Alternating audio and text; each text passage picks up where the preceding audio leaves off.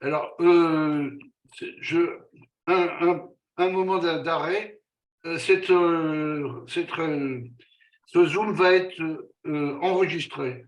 Donc, si par extraordinaire, vous ne souhaitez pas que vous apparaissiez, il suffit d'éteindre votre vidéo. Voilà.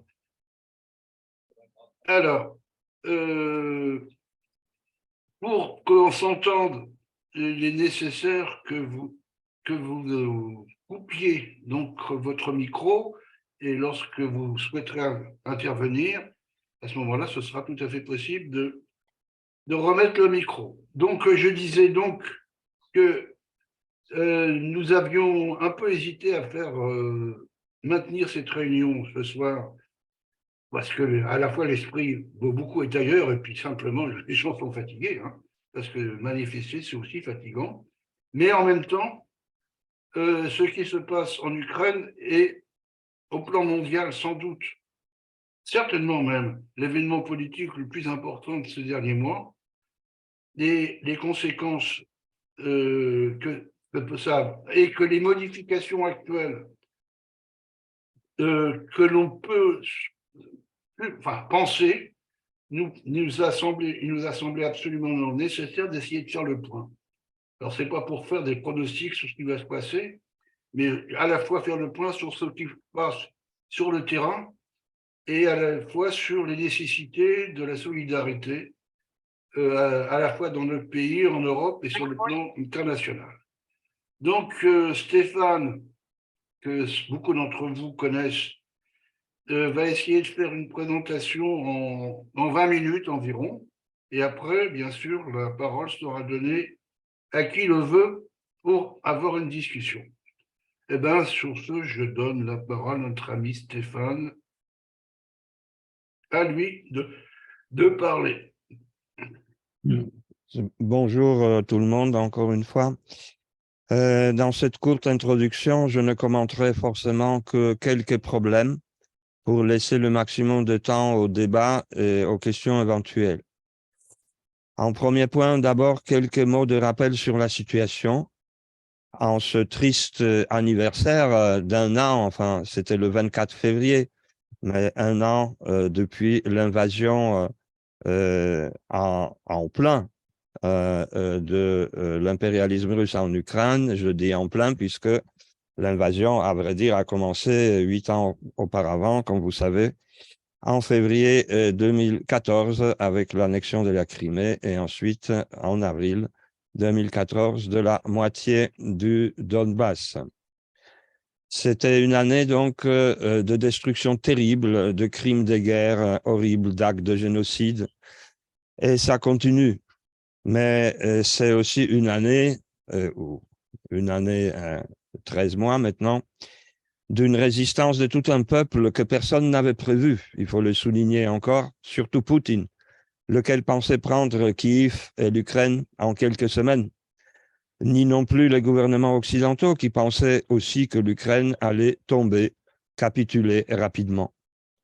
C'est cette résistance armée et non armée qui reste toujours depuis un an la donnée essentielle de la situation. C'est cette résistance qui a poussé et pousse toujours les gouvernements occidentaux à fournir à l'Ukraine l'aide militaire, financière et humanitaire que les autorités ukrainiennes n'arrêtent pas de demander avec autant d'insistance et, disons-le, à juste titre. Du côté russe, ce sont toujours des bombardements permanents, surtout dernièrement pendant tout l'hiver et jusqu'à aujourd'hui, contre les infrastructures civiles, énergétiques, surtout les immeubles d'habitation. Ce sont des bombardements ciblés d'une manière très précise. Ce sont des crimes de guerre, des crimes contre l'humanité. Leur but, c'est épuiser, terroriser, démoraliser la population pour forcer l'Ukraine à capituler. À présent, le peuple ukrainien et l'Europe tout entière, le monde, est à un tournant. C'est l'expectative, il faut le dire. Avec la fin de l'hiver et l'arrivée du printemps, toutes les informations convergent, prévoyant dans les semaines qui viennent une nouvelle contre-offensive ukrainienne, après celle de l'année dernière dans la région nord-est de Kharkiv et du sud-est de Kherson. Et aussi une nouvelle offensive russe de grande envergure, simultanée en différents endroits, selon les dernières informations de services secrets des renseignements britanniques. Personne ne sait comment cette guerre peut évoluer. Il n'y a que des hypothèses et des conjectures. Le président Zelensky annonce depuis plusieurs semaines qu'avec la livraison de nouvelles armes, les plus modernes, que l'armée ukrainienne attend avec impatience, l'Ukraine pourrait réussir à refouler les troupes de Poutine hors de l'Ukraine encore au cours de cette année. Cette hypothèse serait renforcée par des informations de plus en plus nombreuses sur l'état de délabrement, de désorganisation et de démoralisation des armées russes, malgré les centaines de milliers de jeunes recrues, non formés ou mal formés, que Poutine envoie tous les jours à la mort dans le Donbass, notamment à Bakhmut. Mais les prévisions les plus fréquentes parlent plutôt d'une guerre qui va se prolonger pendant plusieurs années au moins, suivant les lignes de front actuelles, sans que la Russie de Poutine réussisse à vaincre la résistance ukrainienne et sans que l'Ukraine réussisse à libérer tout son territoire. Mais indépendamment du comment va évoluer cette guerre terrible, tous les secteurs de la gauche syndicale, politique et associative qui organisent la solidarité militante avec la résistance armée et non armée du peuple ukrainien contre l'invasion de l'impérialisme russe doivent redoubler leurs efforts et étendre encore plus la campagne internationale pour la défense du droit de l'Ukraine à la liberté, à l'indépendance, à une paix juste et durable pour le retrait des troupes russes de tout le territoire de l'Ukraine. Et quand je parle à la gauche, de la gauche syndicale, politique et associative, je pense notamment au réseau européen de solidarité avec l'Ukraine, dans lequel Ensemble, avec bien d'autres organisations, est engagé, et d'autres réseaux solidaires, syndicaux, associatifs en Europe et dans le monde avec l'Ukraine. En deuxième lieu, rappelons brièvement ce que devrait être une paix juste et durable dans le cas de cette guerre. Je vais citer en rappel rapidement l'appel pour une paix juste et durable pour l'Ukraine de décembre de l'année dernière, que nous avons été nombreux à co-signer, mais qui a surtout été signé par les dirigeants de la CGT, de la FSU, des Solidaires, par une vingtaine de députés de la NUPES de gauche et par bien d'autres responsables politiques et associatifs et plusieurs dizaines de militants. Je cite, « Toute guerre se termine un jour. Toute négociation qui permettrait d'y mettre un terme sera bienvenue, mais une paix juste et durable ne s'établira pas sans condition. Elle ne peut être qu'envisagée sur la base du respect de certains principes élémentaires. Le retrait de toutes les troupes, d'invasion de tous les territoires de l'Ukraine, le retour dans des conditions de sûreté garanties de tous les réfugiés et personnes déplacées, le respect du droit international en ce qui concerne le droit de guerre, en ce qui concerne le droit humanitaire, le principe de la Charte des Nations Unies et les réparations des dommages de guerre, des poursuites pénales éventuelles. L'appui à ces objectifs des opinions dans le monde entier sera un élément essentiel pour une paix juste et durable pour le peuple d'Ukraine et de Russie. Je voudrais aussi rappeler brièvement ce que disait le communiqué de l'intersyndicale qui organise toutes les luttes actuelles contre la réforme des retraites, toute l'intersyndicale, qui a signé l'appel à la marche pour l'Ukraine, qui s'était tenu le samedi 25 février de cette année de République à la Bastille, et qui disait « Cette solidarité avec l'Ukraine qui résiste doit continuer pour qu'une paix juste et durable soit gagnée au plus vite. L'intersyndicale française de solidarité avec l'Ukraine appelle à participer à cette marche pour l'Ukraine. Solidarité avec l'Ukraine qui résiste, troupes russes hors d'Ukraine, paix en Ukraine, mort à la guerre de Poutine, liberté en Russie et en Biélorusse.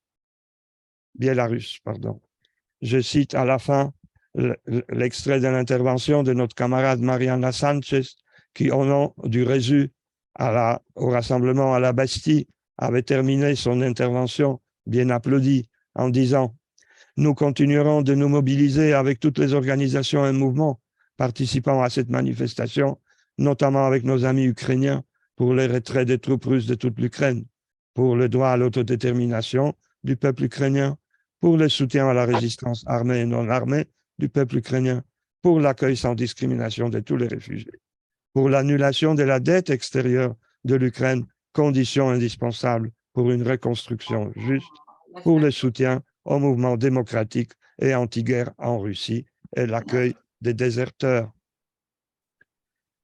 En troisième lieu, je voudrais signaler que pourtant on voit se multiplier depuis 2-3 mois des tribunes et des appels divers qui prônent un cessez-le-feu immédiat sans aucune condition envers l'envahisseur, notamment sans appeler en même temps au retrait des troupes de Poutine de tous les territoires du pays. En soi, on ne peut que partager les appels à la paix contre cette guerre, pour un cessez-le-feu, pour la recherche de solutions diplomatiques, etc. Nous sommes bien sûr pour la paix contre cette guerre. Par exemple, on se sent bien proche de tous les pacifistes sincères. Mais en Ukraine, des pacifistes, militants de gauche, féministes, activistes de droits de l'homme, des syndicalistes, se sont quand même sentis obligés de prendre les armes pour défendre leur pays contre l'impérialisme russe agresseur. Le problème est que presque tous ces appels et tribunes, dans tous ces appels et tribunes, le principal problème est qu'ils suggèrent presque tous que l'Ukraine devrait quand même abandonner à la Russie une partie de son territoire que celle-ci occupe depuis les invasions de 2014 et 2022, la Crimée et le Donbass notamment, soit environ un quart de son territoire. Et aucun de ces appels ne mentionne même pas le plan de paix en 10 points du président Zelensky. Ce plan a été pourtant présenté au mois de novembre à la réunion du G8. Il contient effectivement 10 points. Il y parle de radiation et de sécurité nucléaire, de sécurité alimentaire dans le monde, de sécurité énergétique en Ukraine et en Europe, des prisonniers et des déportés. Il y parle du respect de la Charte des Nations Unies et de l'intégrité territoriale de l'Ukraine. Il dit qu'il faut rétablir la validité du droit international. Il dit que la Russie doit réaffirmer l'intégrité territoriale de l'Ukraine dans le cadre de résolutions pertinentes et que de l'Assemblée générale des Nations unies. Et il dit aussi qu'une chose sur laquelle il ne peut pas y avoir de négociation, c'est sur quel doit être le territoire de l'Ukraine. Il dit que la Russie doit retirer toutes ses troupes et formations. Il parle du tribunal spécial et des mécanismes internationaux pour compenser tous les dommages. Il dit que l'Ukraine a déjà fait des propositions de résolution à l'Assemblée générale de l'ONU et que ces propositions ont été approuvées et qu'il faut aussi agir pour la protection immédiate de l'environnement et pour la prévention de l'escalade, pour une nouvelle architecture de sécurité de l'après-guerre. Et il dit qu'il faut y organiser une conférence internationale, etc. Mais personne ne parle de ce plan en 10 points. Tout le monde, pour des raisons diverses, essaye de l'ignorer. Et je pense que nous devons remettre ce plan à la place importante qu'il mérite. Je vais commenter rapidement un appel qui a été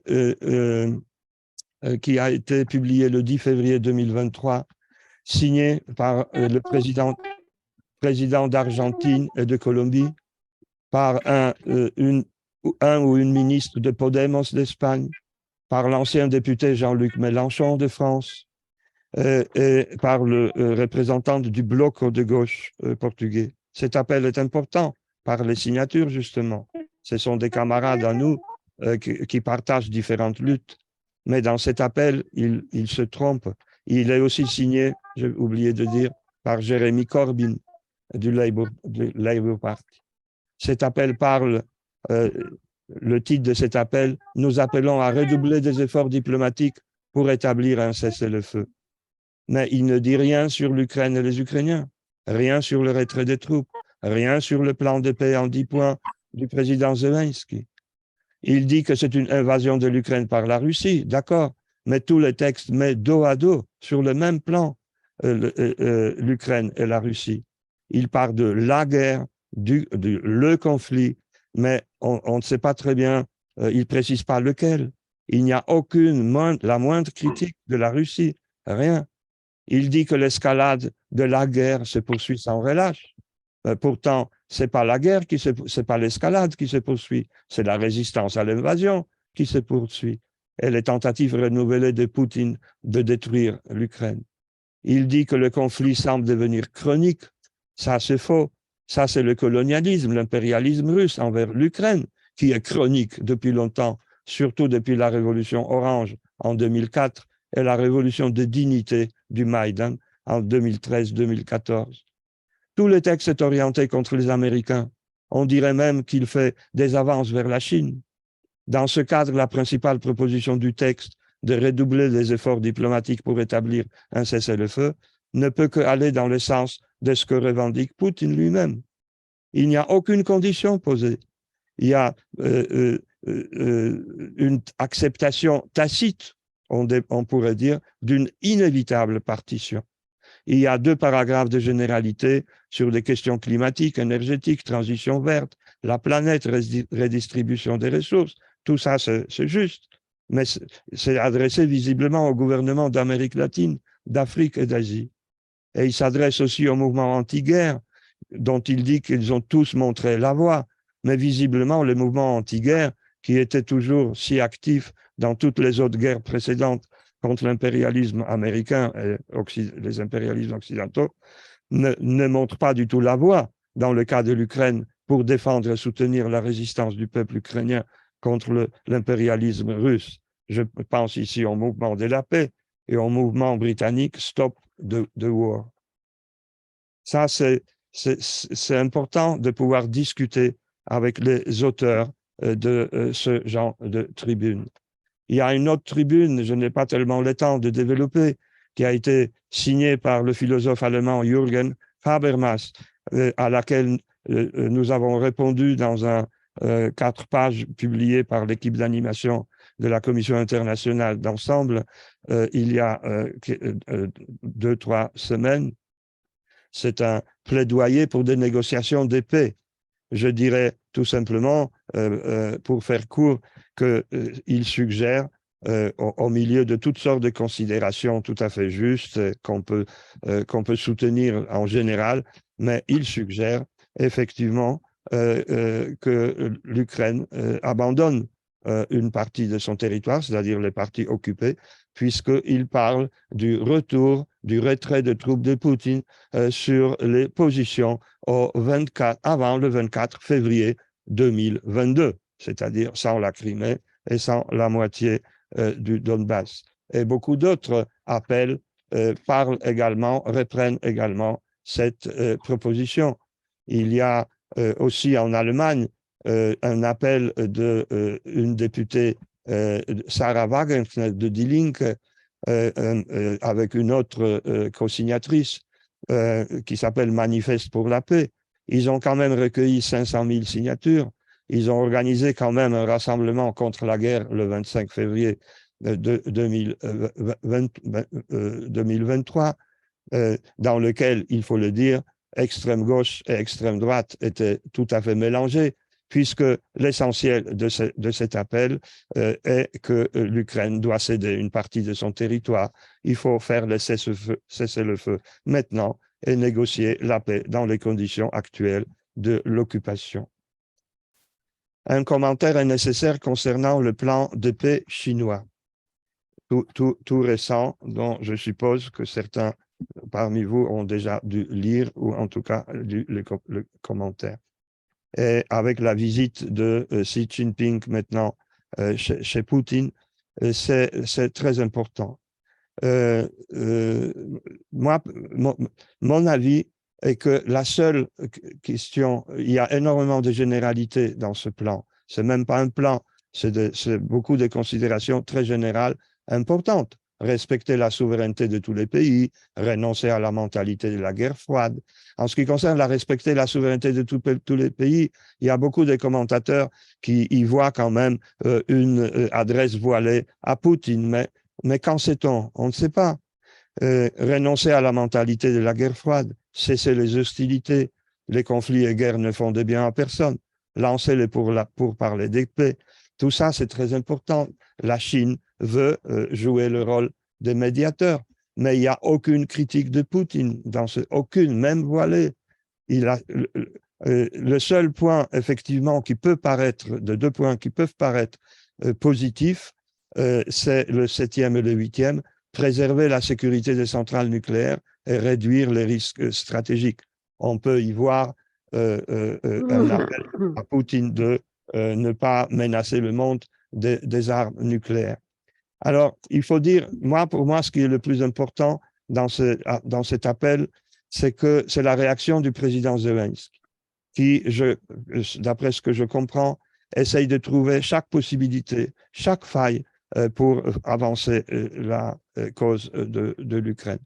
Donc, il a dit qu'il y a des choses positives dans ce plan, et surtout qu'il veut discuter, parler avec Xi Jinping, qui est allé voir Poutine, mais qui n'a pas daigné aller voir ou inviter Zelensky. Paraît-il qu'il doit téléphoner au président Zelensky. Mais tout ça, ce sont des généralités. J'ai l'impression que c'est de la poudre aux yeux. Ce qui domine quand même, c'est que la Chine essaye de renforcer l'alliance avec Poutine contre les États-Unis. Donc, on est là en pleine géopolitique, en plein campisme. Donc, campisme géopolitique, dans le sens strict du terme. Et donc, de jeu entre les grandes puissances.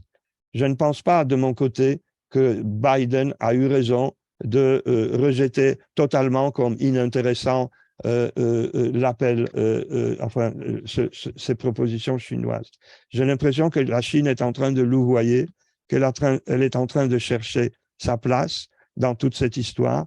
La Chine a l'air d'être gênée aussi bien par la Russie que par les États-Unis et les pays occidentaux, et surtout essaye de se poser en médiatrice dans cette situation en cherchant à conquérir une place future de l'impérialisme le plus puissant dans le monde. Donc, je ne peux pas dire plus de ce point de vue-là. Ce ne sont que des impressions. Par contre, je considère que les positions de Francis Wurtz, qui a fait une tribune, je crois, dans l'Humanité, Francis Wurtz, que par ailleurs je respecte pas mal pour d'autres raisons de ses prises de position passées, que la prise de position de Wurtz qui dit, voilà, c'est ça la solution. Non, c'est pas ça la solution.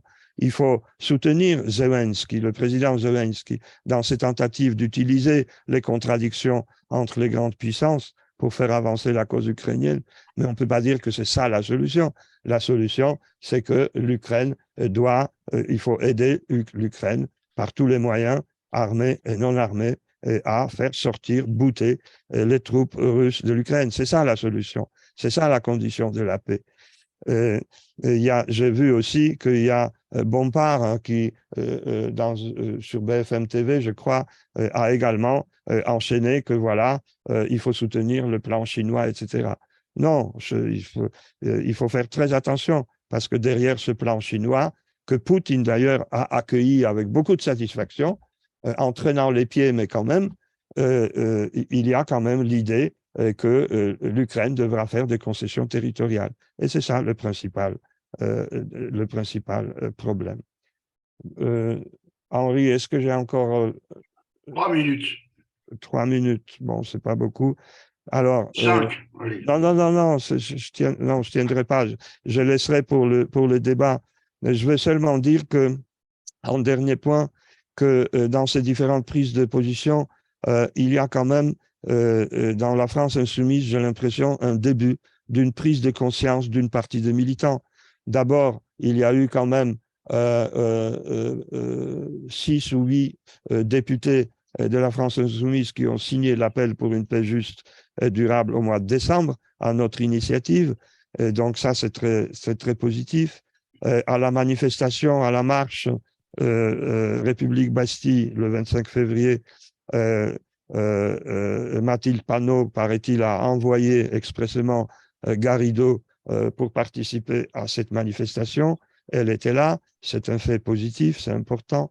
Et il y a le texte de Clémentine Autain dans JDD, que vous avez probablement lu, qu'il faut également discuter avec Clémentine et avec d'autres militants d'une manière sérieuse. Il faudrait une réponse commentée à ce texte parce qu'il y a beaucoup de choses très positives. La principale, c'est le titre, pour que Poutine abandonne sa guerre en Ukraine. Pour y parvenir, nous devons aider les Ukrainiens à tenir le choc militairement. C'est une affirmation extrêmement importante.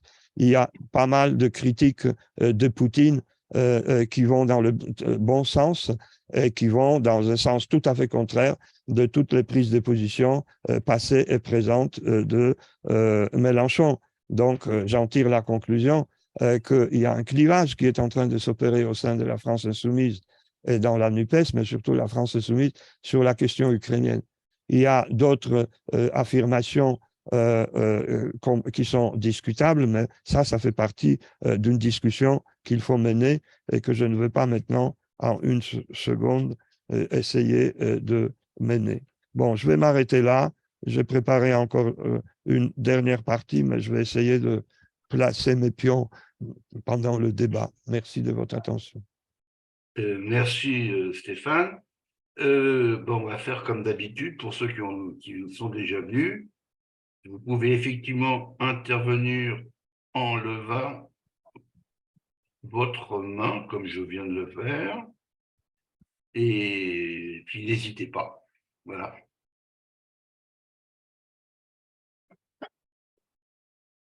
Je ne vois aucune main. Moi, je l'ai levé pour vous montrer ce qu'il faut faire. Mais n'hésitez pas. Bon. C'est comme dans le comité central, hein, il y a l'unanimité.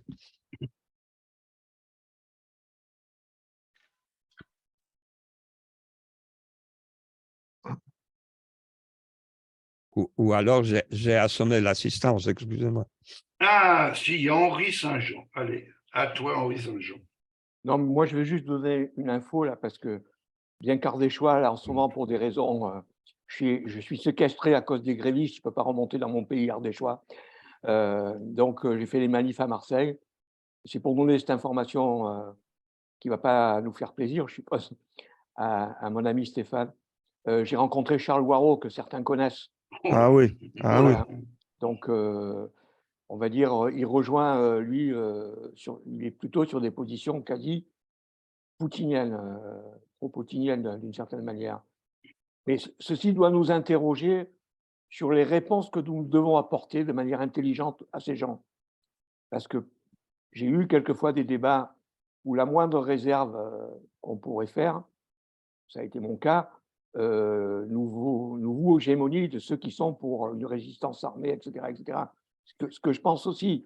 Mais je crois que dans ce débat, quelquefois, l'émotion l'emporte sur la réflexion. Voilà, c'est ça que je voulais dire. Et quand on est avec des gens comme Moirot ou d'autres, il ne faut pas qu'on tombe sur ce terrain-là, sinon on ne sera pas convaincant. On sera des convaincus entre nous, mais des convaincus pour le reste. Merci.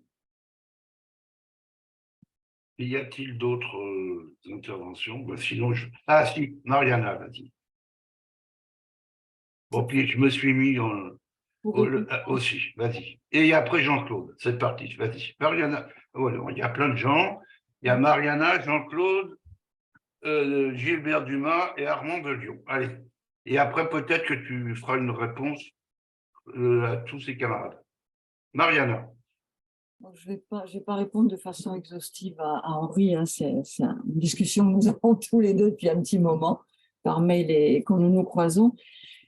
Enfin, c'est compliqué, je comprends les pressions. En plus, toi, tu es quand même à l'endroit où la CGT a les positions, ce que j'en ai vu, hein, de l'interview de Matteo dans la Provence, etc., les plus raidasses, sans aucune nuance sur cette affaire de l'Ukraine. Hein. Je conçois que chez toi, ce soit particulièrement compliqué. Cela dit, moi, je pense qu'il faut, d'une part, qu'on s'appuie pour ces débats avec ses camarades de la CGT, hein, qui, pour certains, sont dans des attitudes de bonne foi, qu'on s'appuie sur tout le travail que fait le secteur international, qui ne se limite pas à ces appels qu'a cité Stéphane, qui sont très importants, hein, les appels aux manifs, etc.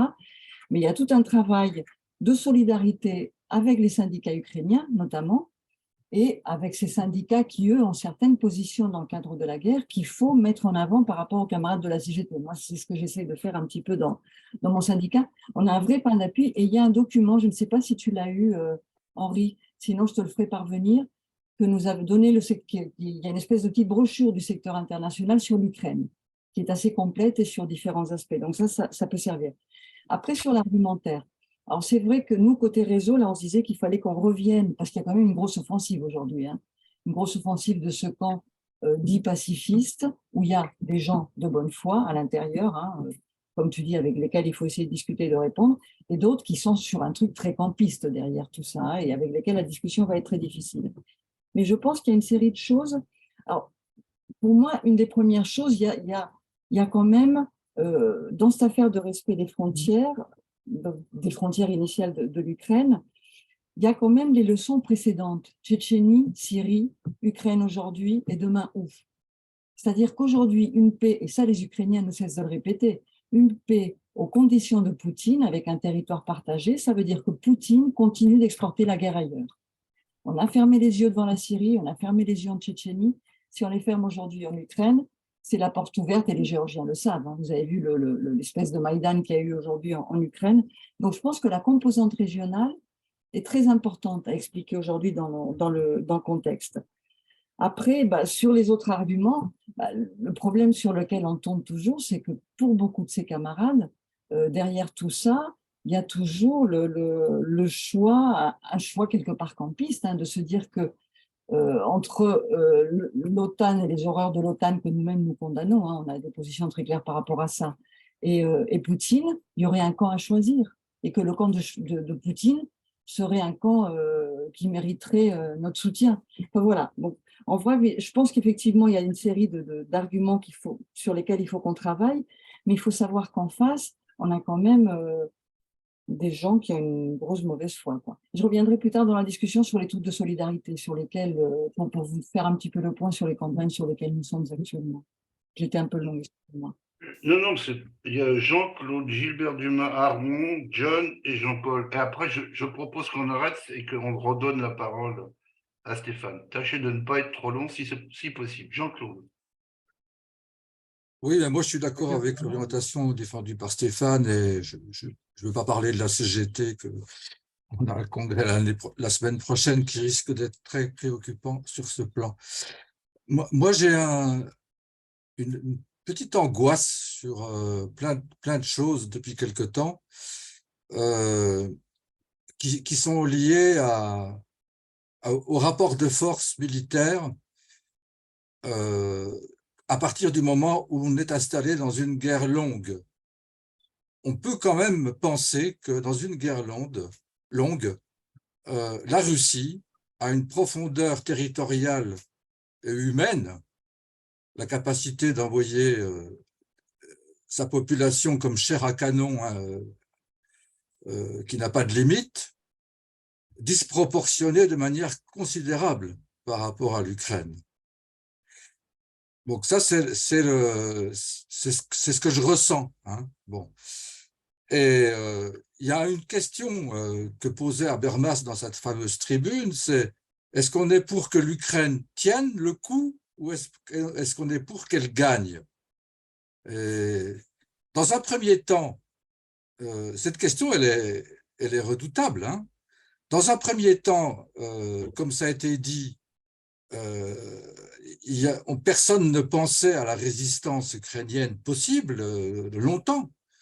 Mais à partir du moment où cette résistance est réelle, le problème d'une guerre longue implique un armement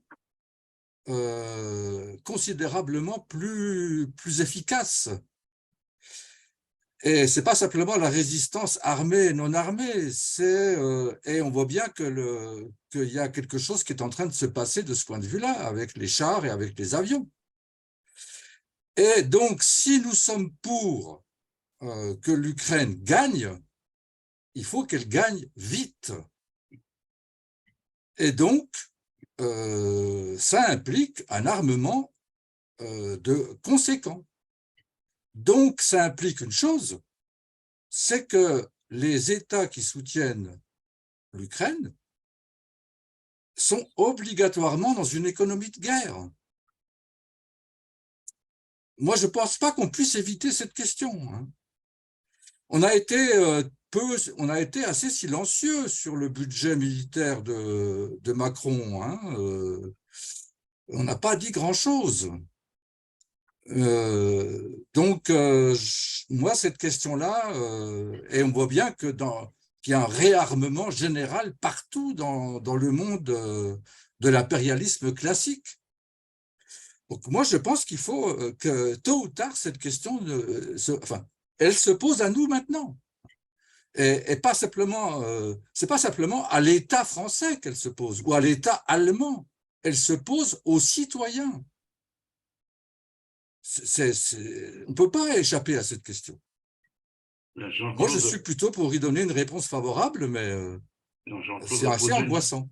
Poser une question absolument indispensable à discuter, et je pense que Stéphane pourrait commencer après, donner quelques éléments, mais c'est une vraie question. Voilà. Gilbert Dumas. Oui, enfin, moi, je partage ce que vient de dire Jean-Claude. Il me semble que la guerre en Ukraine, elle nous oblige à redéfinir pas mal de nos concepts anciens. Parce que c'est que, pour moi, la guerre en Ukraine aujourd'hui, c'est exactement le même choc que l'insurrection de 56 à Budapest ou l'invasion de la Tchécoslovaquie en 68. Ça fracture sur le long terme la gauche entre une gauche autogestionnaire, une gauche démocratique et une gauche qui veut reconstruire en fait des démocraties populaires. Et là, j'en viens ça, c'est la première chose. La deuxième, c'est que la guerre, c'est aussi une recomposition de l'espace géopolitique mondial et des rapports de force mondiaux.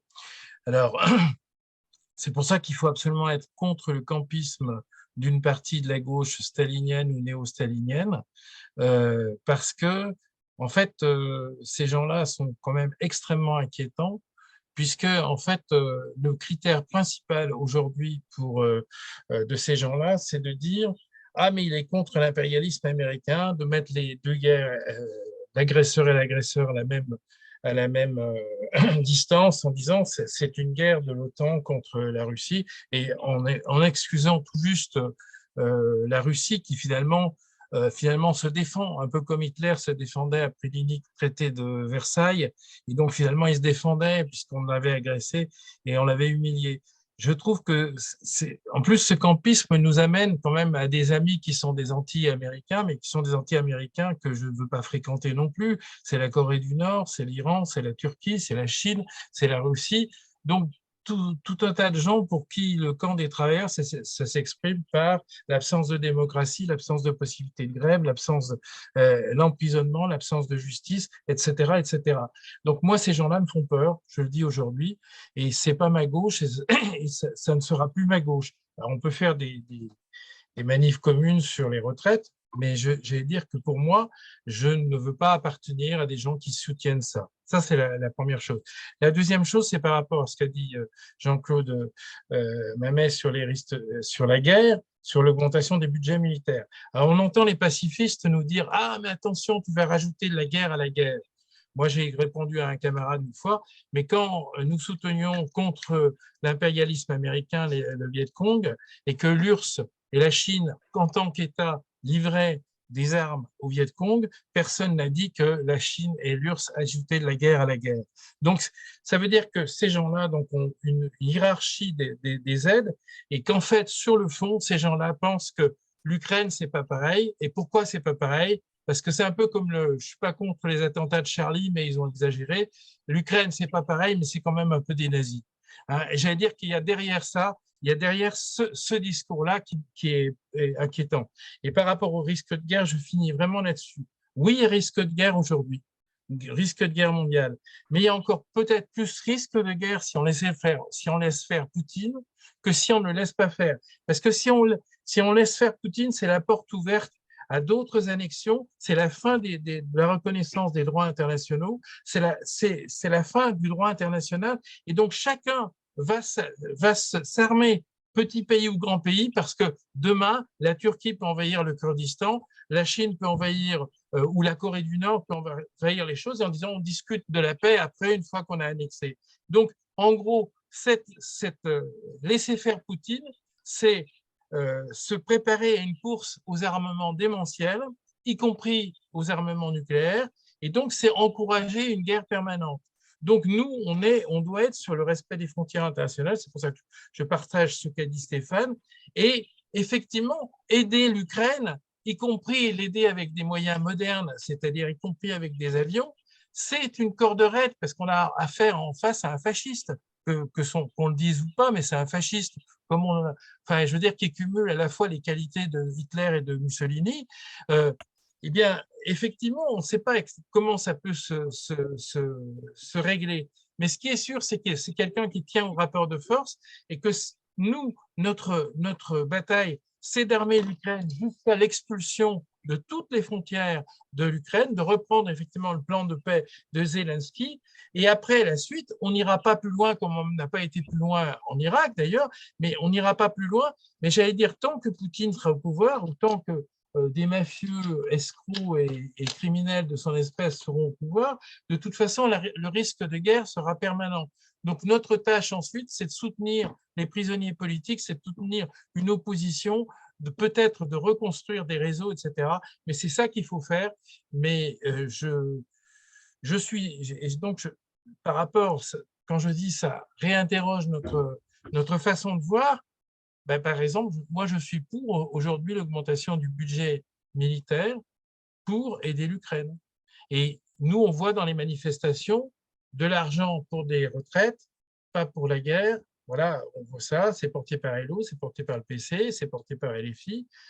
Et attention, parce que ça nous mène à un populisme de droite. Voilà. Armand.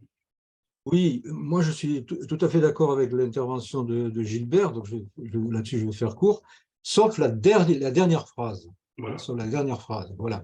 Parce que je pense qu'effectivement, ce n'est pas un problème de populisme de droite. C'est-à-dire ceux qui aujourd'hui, dans les manifestations le voient, et c'est un succès, c'est-à-dire des armes pour la guerre et pas pour les retraites, c'est un truc qui fait tilt. Hein. Donc, moi, je pense qu'il y a un débat à avoir très, très important, ça a été soulevé, sur comment on peut à la fois être pour donner les moyens à ce que la résistance ukrainienne soit victorieuse, donc que l'Ukraine gagne et boute hors de son territoire les troupes d'invasion russe, coloniale, comment à la fois on peut être pour ça, et comment on doit lutter contre des dynamiques, effectivement, qui sont à l'œuvre de réarmement, de militarisation des sociétés. Ça, c'est une sacrée contradiction. Et ça, à mon avis, c'est un point d'argumentaire et de débat fondamental qu'il faut connaître. Parce qu'on a en face de nous une offensive redoutable au nom du pacifisme, et qui fait qu'effectivement, ça peut marcher et être un élément de désarmement et de renforcement de l'impérialisme russe. Donc, ça veut dire, quelle est la nature de l'impérialisme russe? Ça, c'est un truc qu'il faudrait qu'on discute sérieusement, y compris pour pouvoir argumenter sur le fait que ce n'est pas l'OTAN qui est responsable de l'invasion de la guerre en Ukraine, etc.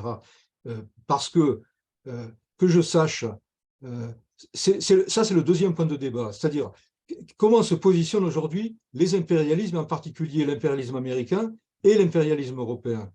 Que je sache, en 1945, l'impérialisme, il existait, c'est toujours l'impérialisme américain. Il était du côté du soutien, effectivement, aux résistances contre le nazisme. Ça restait un impérialisme. Là, aujourd'hui, il faut qu'on discute ça reste un impérialisme. Il fait des dégâts, effectivement, mais dans le positionnement sur la guerre en Ukraine, est-ce qu'on refuse les armements que les États-Unis donnent à l'Ukraine, par exemple? Bon. Donc, ça, c'est des questions extrêmement complexes, mais qui ne peuvent s'éclairer que si on a une analyse claire de ce qu'est l'impérialisme russe, du danger qu'il représente aujourd'hui, pas seulement pour les peuples d'Ukraine et les peuples de l'ex-Union soviétique, mais au-delà. Et ça, c'est des débats qu'il faut connaître, parce qu'on est aujourd'hui, ça Jean-Claude l'a dit, on est dans une dynamique aujourd'hui qui fait peur. Parce que si effectivement on veut que l'Ukraine gagne, eh bien, effectivement, il faut passer militairement à un stade supérieur. Ça, je ne vois pas comment c'est. Et d'ailleurs, on entend en parler. On parle des chars dernier cri, on parle des avions maintenant, des avions. Bon, la prochaine étape, c'est quoi? Et donc, là, il y a une vraie discussion à avoir sur comment, à la fois, on donne les moyens à la résistance ukrainienne de pouvoir gagner, se défendre, se défendre militairement, mettre les troupes hors, mais ça ne va pas jusqu'à envahir l'Union soviétique, enfin l'ex-Union soviétique, c'est ça le débat. Hein. Et quelles conséquences ça a du point de vue du fait que les industries d'armement sont florissantes, et effectivement, on a une logique aussi de réarmement, de militarisation qu'il faut combattre. On est dans des sacrées contradictions qu'il faut qu'on arrive à discuter pied à pied pour pouvoir faire qu'un des éléments de la paix juste et durable, c'est que s'élargisse la solidarité avec l'Ukraine. Et là, excusez-moi, je finis là-dessus, mais nous, on le voit en particulier à Lyon, on a eu dans un premier temps un gros mouvement de solidarité avec un collectif qui a réussi à marginaliser les courants campistes néo-staliniens autour du monde de la paix qui sont dans les choux aujourd'hui, hein, mais autour de ce qu'on a créé, autour de la LDH, autour de Le Mans, on a même Le Mans dans notre collectif de solidarité avec l'Ukraine sur la base de retrait des troupes, sur la base d'une paix négociée juste et durable, soutien sous toutes ses formes, etc. Mais vient actuellement un doute, et il est porteur de paralysie, vient un doute sur, oui, mais est-ce qu'on peut, jusqu'où on peut aller dans l'escalade militaire, hein, c'est comme ça que c'est posé, et quelles conséquences ça a quand on voit l'explosion du budget militaire par rapport aux difficultés d'austérité, de la santé, de l'éducation, etc. Et ça, c'est des questions qui permettent à l'autre camp, aux campistes et aux pro-poutiniens masqués, de repasser à l'offensive. Et donc, ça, c'est un truc qu'il faut qu'on travaille sérieusement, qu'on décortique, comment on répond point à point sur les argumentaires. Bon, voilà, moi, c'est ça que je voulais vous dire, parce qu'on sent que notre collectif, il est fragile. Il est fragile entre la radicalité qu'on porte et la radicalité, c'est-à-dire poser les vrais problèmes pour gagner, et puis le fait qu'il y a des courants qui sont avec nous beaucoup plus larges et qui s'interrogent. Par exemple, la LDH ne veut pas se mettre en avant, par exemple. Et quand on discute avec eux pour leur dire, mais enfin, regardez, c'est vous qui pouvez fédérer, élargir l'impact du collectif, ils te répondent, oui, mais en interne, on a des débats et on nous dit effectivement que peut-être qu'on en fait trop pour l'Ukraine. Donc, tout le monde est traversé par ce débat, c'est ça que je voulais dire. Et nous, on peut jouer un rôle de clarification si on arrive à les prendre et avoir un argumentaire sérieux là-dessus. J'ai fini. Jean-Paul, et après, je redonnerai la parole à Stéphane pour avoir quelques éléments de réponse aux questions absolument incontournables et qui nous posent plein de problèmes qui viennent d'être mis en avant par nos amis. Hein. Michel, j'ai vu, je te donnerai la parole après. Voilà. John. À l'intérieur du mouvement de solidarité avec l'Ukraine, je crois que le point principal, c'est celui qu'Armand vient de développer très bien. Comment on fait pour dépenser de l'argent pour aider l'Ukraine et en même temps défendre les retraites, les services publics, etc. Ça, on doit. Mais il y a une autre question que j'ai soulevée dans le chat. Il y a eu un débat dans une des listes de discussion sur l'Ukraine où Bernard Dreano a participé, il y avait Michel Lançon, Pierre Calfa a répondu, et il pose la question, enfin Pierre Calfa pose la question du caractère nationaliste et néolibéral du gouvernement de Zelensky. C'est évidemment vrai, mais c'est quand même ce gouvernement qui dirige la lutte. Et moi, j'ai toujours, dans un combat comme ça acharné, on essaye d'être du même côté, d'aider celui qui organise la lutte. Et donc, quel type de critique, enfin, comment utiliser, comment répondre à ce genre de débat? C'est des choses qui ne se font pas. Donc, j'ai Michel Moreau ayant demandé la parole. On va lui donner la parole avant Jean-Paul. Voilà. Mais après, on arrête pour le moment et pour qu'il y ait quelques réponses de notre ami Stéphane. Ok, bonjour, merci, bonjour à tous, toutes. Merci pour la parole. Alors, j'avais envie d'intervenir sur notre difficulté, effectivement, depuis des mois par rapport à plein d'organisations politiques de gauche, soi-disant françaises, gna gna gna, et syndicales et compagnie, le campisme et tout le bazar. Moi, j'ai l'impression qu'on est face à une grosse difficulté, qu'on n'est pas prêt d'être entendu, parce que c'est la grosse difficulté, c'est un peu le point d'orgue de grosses difficultés qu'on a dans la gauche anticapitaliste en général aujourd'hui, enfin, en tout cas pour ce qui concerne notre coin, quoi. C'est-à-dire que comment on peut lutter effectivement par rapport à l'impérialisme sans être dans une conscience politique internationaliste, et c'est à ça qu'on est confronté aujourd'hui, c'est-à-dire une vraie dépolitisation, une perte de conscience internationaliste, anticapitaliste de gauche, et c'est aussi pour ça que tout le monde s'en fout malheureusement, enfin, ça ne concerne que quelques personnes qui, comme nous, qui nous sommes intéressés à ces questions-là, sur tout ce qui a été paru dans les brigades internationales, etc., de textes des syndicats d'Ukraine, des syndicalistes ukrainiens, voilà. C'est qu'aujourd'hui, on est effectivement face à des espèces de replis populistes, soi-disant de gauche, qui nous emmènent pas forcément dans des choses qui sont très bonnes. Et voilà, donc je crois qu'on est face à ça, c'est-à-dire comment se faire entendre quand une grande partie des forces de lutte sociale, etc., se sont complètement coupées d'une réflexion sur l'internationalisme, qu'il soit syndical, enfin en tout cas prolétarien, etc., en général, quoi. Donc voilà, je voulais juste ramener ça, c'est pas une solution, enfin je veux dire, j'apporte zéro solution, je dis surtout mon désespoir pour l'instant, c'est-à-dire je pense qu'il y a un gros travail de reconquête et de conscientisation qui doit s'opérer, mais aujourd'hui où on en est, c'est pas un hasard si on est tellement dans la merde au niveau de faire quelque chose au niveau des gauches. C'est même d'un point de vue juste stricto sensus national, c'est qu'effectivement on est dans quelque chose qui est complètement désagrégé au niveau conscience politique actuellement. Voilà, c'était juste ça. Et par rapport par contre j'ai pas noté le nom du copain là qui vient d'intervenir, je pense que en réponse à ça, ce qui serait intéressant, c'est de se repencher justement sur les témoignages qui ont pu être parus dans toutes les publications qu'on a eu la chance d'avoir avec ce qu'a fait Sileps, tous les blogs, là, entre les lignes, entre les mots de Didier, etc., sur les témoignages justement des courants de résistance, qu'ils soient en Ukraine, en Russie et dans d'autres pays. Et c'est là qu'on peut trouver notre force, mais c'est en défendant ça et en faisant connaître ça. On n'a pas le choix, mais c'est pas du court terme, quoi. Voilà. Jean-Paul, après. Excusez-moi, je cherchais mon micro. Donc, je vais intervenir sur 3 points. C'est une intervention un peu disparate.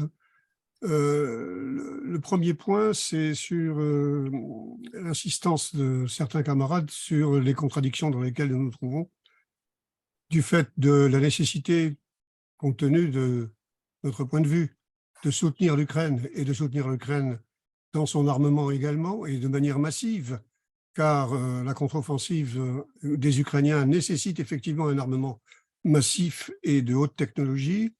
Et puis, le réarmement, qui n'est pas si massif que ça, mais bon, partout dans le monde, enfin pas presque partout. Donc, je voudrais apporter des précisions là-dessus. Voilà. La première chose, sur le réarmement, il faut dire que le réarmement, ça veut dire qu'il y a eu, d'une certaine façon, désarmement. Les dividendes de la paix, après l'explosion de l'URSS en 1991, effectivement, partout, on a des armées. Partout, ou presque partout.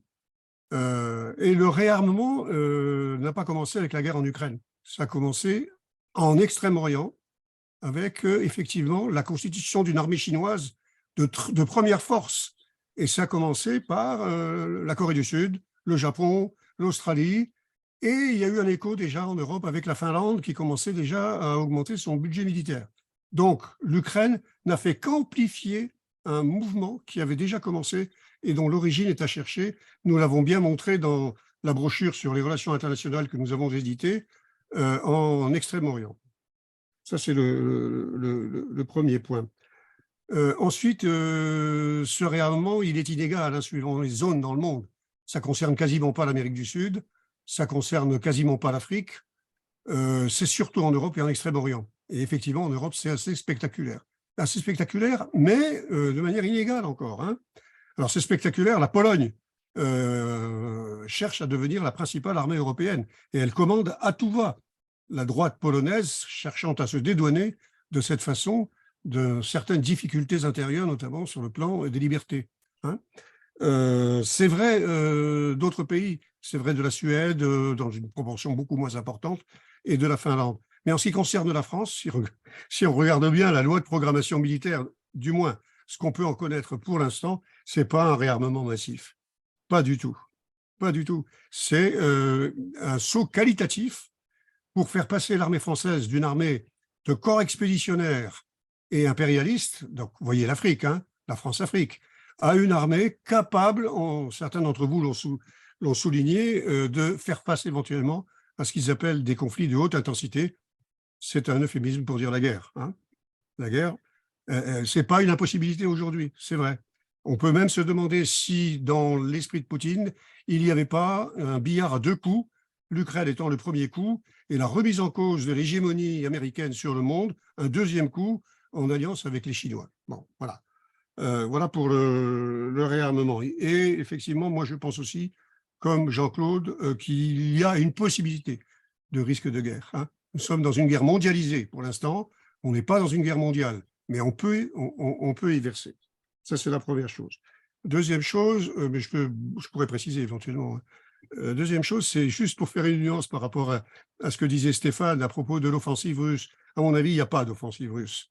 Les Russes attaquent par des coups d'épingle un peu partout sur le front de 1200 km. Ils n'ont pas les moyens d'une véritable contre-offensive. Ils n'ont pas les moyens, pourquoi ? Pourquoi je me permets de dire ça ?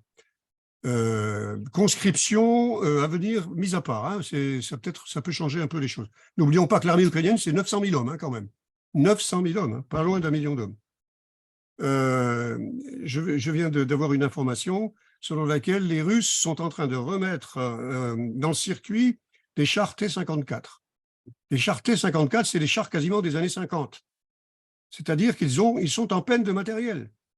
Ils envoient des missiles hypersoniques, alors que les missiles hypersoniques, on les a surnommés les tueurs de porte-avions, sont faits pour tuer des porte-avions. Ils ne sont pas faits pour, effectivement, bombarder de centrales électriques.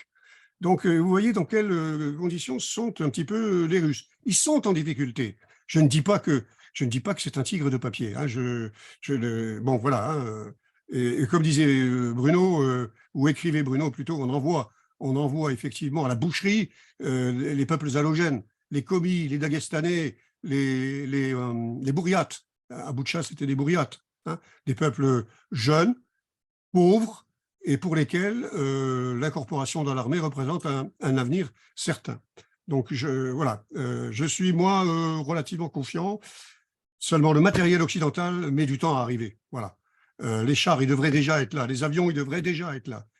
Cela dit, on commence à entraîner 30 pilotes ukrainiens en France à la survie en cas de tomber en territoire ennemi. On les entraîne à Nancy-Aucher. Hein. Voilà, ce sont des faits, ça.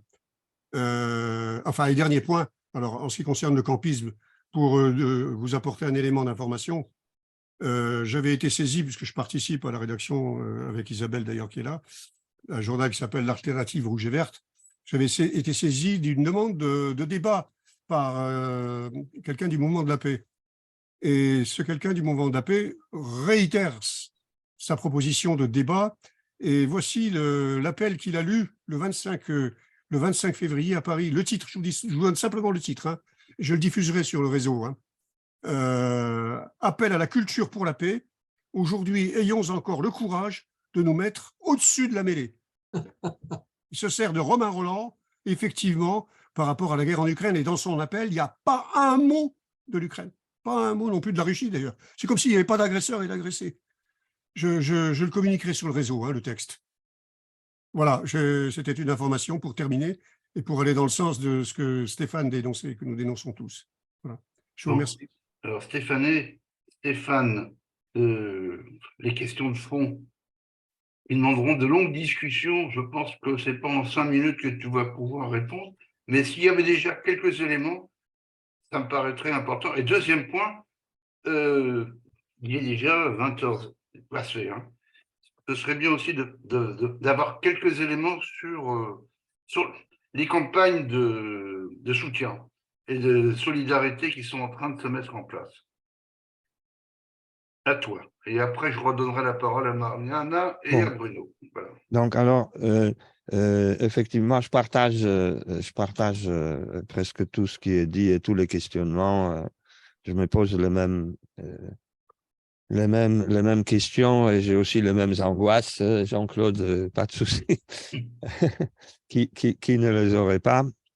Donc, je me permettrai de lire rapidement ma dernière partie que je n'ai pas eu le temps de vous développer parce que, justement, je l'ai appelé quelques questions pas faciles du tout. D'abord, pourquoi c'est si difficile pour la gauche de se positionner par rapport à l'Ukraine? Alors, je résume un peu ce sont des notes que j'avais pris, que j'avais fait pour. Alors, avant, il y avait, dans le passé, il y avait la guerre du Vietnam. Il y avait les guerres menées par les impérialismes occidentaux. Encore avant, il y avait l'aide à l'Espagne républicaine. Effectivement, c'est, je crois, Jean-Claude qui a dit, personne n'avait l'idée de contester les envois d'armes auparavant. Au contraire, on appuyait les envois d'armes et même on demandait pour que ce soit le plus moderne et le plus rapide, et livré le plus rapidement possible. Donc, lorsque l'agresseur était ou est l'impérialisme américain, c'est légitime pour la gauche. Mais lorsque c'est l'impérialisme russe, non. Et ça, c'est un des problèmes à décortiquer et à répondre. Et je pense qu'il y a quelque part, dans les consciences d'une grande partie de la gauche ou des gauches, il y a encore cette idée que la Russie, même n'étant plus l'URSS, n'ayant plus aucune base dite ou soi-disant socialiste, économique, matérielle, reste encore pour une grande partie de la gauche, quelque part, un symbole de l'anti-impérialisme. Et j'ai 3 hypothèses les plus probables. Bon, certainement, il y en a d'autres. Hein. Bon, je pense, comme quelqu'un aussi l'a dit, c'est l'effet de la propagande massive du Kremlin à propos de l'Ukraine, menée depuis des dizaines d'années, comme quoi l'Ukraine, ce sont des nazis, comme quoi la révolte populaire du Maïdan, donc la révolution de la dignité, en 2013-2014, c'était, comme ils disent, un coup d'État fasciste soutenu et financé par les USA et par la CIA. Et ça, c'est exactement, mot par mot, toutes les calomnies que encore la bureaucratie stalinienne, Staline et ses turiféraires disaient par rapport à la révolution hongroise, effectivement, en 1956, c'était des fascistes, et c'était la CIA. Le printemps de Prague en 68, idem. La révolution de Solidarność en Pologne, idem. C'est-à-dire, Poutine, il ne fait que lire dans l'arsenal de la propagande stalinienne pendant des dizaines d'années, comme quoi toute révolte, toute opposition et toute révolte, et surtout toute révolution populaire, ne pouvait être que financée par la CIA et être fasciste.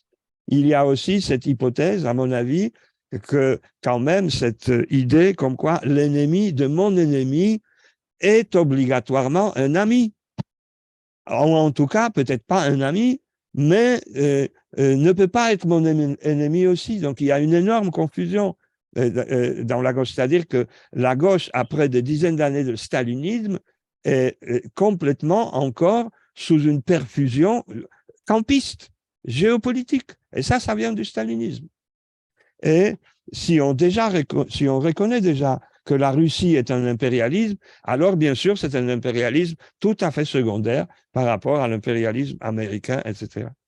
Et donc, je pense que les campistes, lorsqu'ils disent qu'il faut être anti-impérialiste, mais eux, justement, abandonnent le terrain aux deux impérialismes, à l'un ou à l'autre. Ils les appellent à négocier. Ils les appellent à faire un cessez-le-feu. Mais du côté de ces gauches-là, il n'y a jamais aucune proposition active. Il n'y a que des incantations d'impuissance. Mais derrière, en toile de fond, il y a bien sûr toujours cette demande pressante dont j'ai déjà parlé, comme quoi il faudrait que l'Ukraine abandonne cède une partie de territoire. Et ça, dans l'histoire du XXe siècle, ça s'appelle l'esprit de Munich. C'est-à-dire que pour sauver la paix et pour éviter une nouvelle guerre mondiale, bien sûr, l'Autriche devait se laisser annexer, la Tchécoslovaquie devait abandonner les Sudètes, et ça a débouché sur ce que tout le monde sait. Et donc, moi, je pense que la gauche doit se mêler de cette prétendue géopolitique entre les impérialismes où les peuples et leurs demandes et aspirations sont absents. C'est-à-dire que toute cette gauche campiste et autres, ou néo-stalinienne, elle ne sait plus depuis longtemps s'orienter en fonction des aspirations des peuples. Donc, moi, je pense, parce qu'il y a Jean-Claude qui a dit, bon, tout le monde, je suis d'accord, mais Jean-Claude a dit quelque chose de choses importantes en parlant justement à la Chine et à l'URSS par rapport au Vietnam.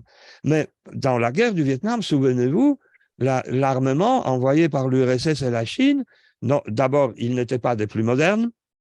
J'avais déjà raconté une fois qu'à Varsovie, jeune étudiant, on organisait des manifestations pour que l'URSS et la Chine envoient des avions, des MiG les plus modernes, qui à l'époque étaient le MiG-23, et ils envoyaient le MiG-17 au Vietnam.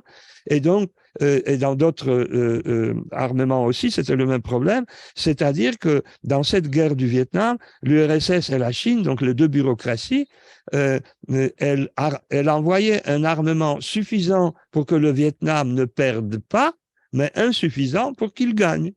Et j'ai l'impression qu'on est en train de s'acheminer ou qu'on est déjà dans une période comme ça, à savoir que le Vietnam, à l'époque, était une monnaie d'échange dans les tractations géopolitiques et diplomatiques entre le Kremlin, Pékin et Washington, et que j'ai peur que l'Ukraine va devenir, à un moment donné, un peu dans une situation similaire. Et rappelons-nous que ce qui manque aujourd'hui d'une manière cruelle, en comparant avec le Vietnam, c'est un mouvement anti-guerre populaire en Russie.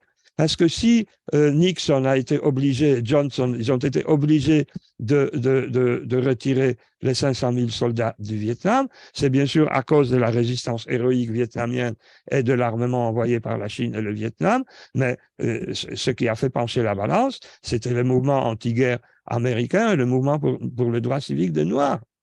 Et en Russie, aujourd'hui, on est extrêmement loin d'un truc pareil parce que Poutine, en préparant son invasion de l'Ukraine, a prévu depuis, il a assassiné tous les opposants qu'il a pu assassiner, tous les autres, il l'a mis dans le goulag et les fait mourir à petit feu comme Navalny, Kira Marza et d'autres, Yashin et encore d'autres, des opposants de l'opposition démocratique libérale, mais démocratique quand même, etc. Donc, c'est ça la difficulté de la situation. Et pour finir, cette réponse un peu longue, je veux dire que la base objective du campisme si répandu et multiforme est le problème que la gauche est majoritairement, comme je dirais, occidentalo-centrée ou centrée sur le sud global. Et l'Europe centrale et orientale, les Balkans et les pays scandinaves maintenant, qui se sentent aussi menacés et qui rentrent dans l'OTAN, ont été laissés de côté. Et je pense que le mur de Berlin est tombé, mais une sorte de mur de Berlin est resté encore dans les têtes. Et pour les bourgeoisies occidentales, nos pays de l'Est sont uniquement un marché inépuisable de main-d'œuvre, bon marché et qualifié. Et la gauche occidentale méconnaît totalement ces pays. Et un autre élément, et je termine là, de la base objective du campisme, c'est que depuis le mouvement alterglobaliste en 1998-2004, la gauche internationale s'est privée totalement de toute structure internationale de coordination, de lutte, de forums sociaux, etc. Le Forum social mondial ignore complètement l'Ukraine. Le Comité international du Forum social mondial évite toute discussion là-dessus. On a fait des propositions pour réunir il y a un an et encore en été un Forum social européen extraordinaire sur la question de l'Ukraine. Silence radio, tout le monde fait gros dos. Quand je dis tout le monde, c'est parmi les anciens dirigeants que nous connaissons tous de mouvement alterglobaliste européen. Je m'arrête là. Merci. Mariana, Bruno, Françoise et Gilbert, je proposerais qu'on arrête là, les amis. Il est 20h16. Peut-être qu'on redonnera pour quelques instants la parole à Stéphane à la fin. Vous avez bien compris qu'il y a plein de questions qui n'ont pas été mises en avant. Et je pense que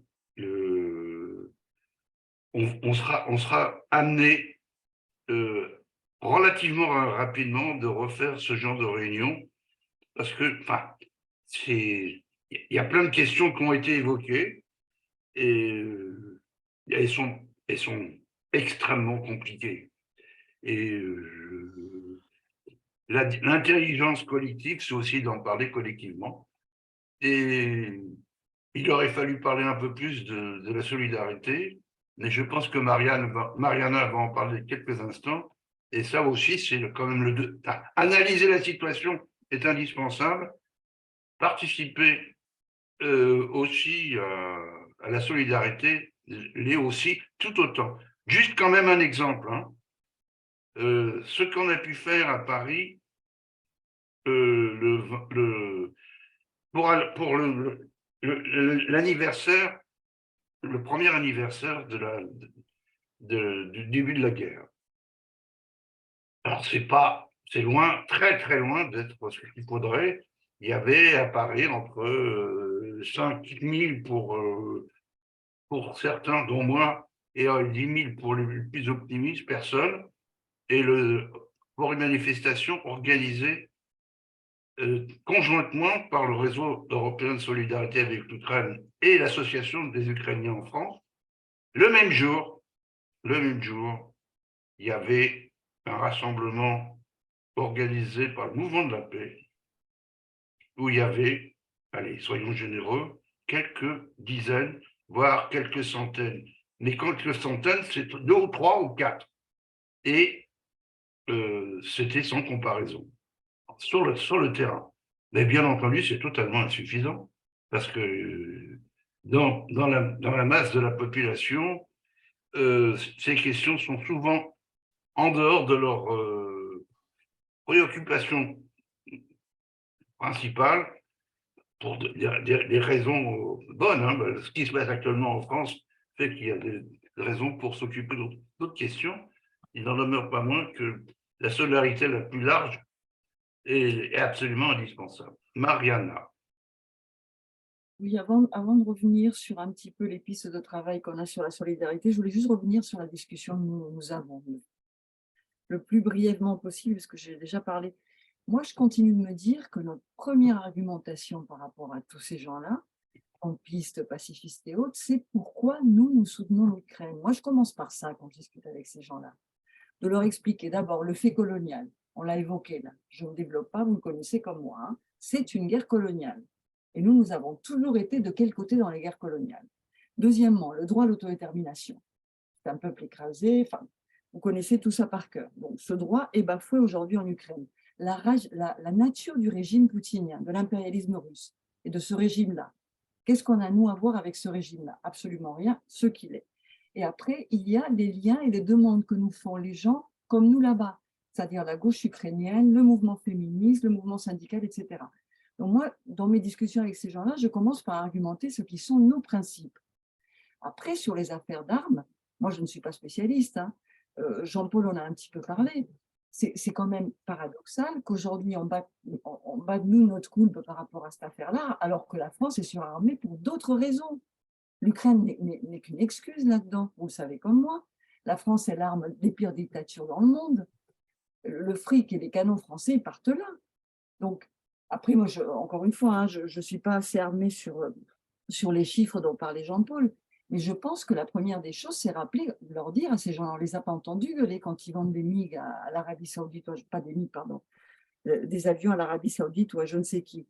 Donc, moi, je pense qu'on est dans un truc très défensif, ce qui est normal, hein, parce qu'on est assez minoritaire au niveau de la gauche dans cette affaire-là, et que quand même, la première des choses à faire, c'est rappeler pourquoi nous, on est aux côtés du peuple ukrainien.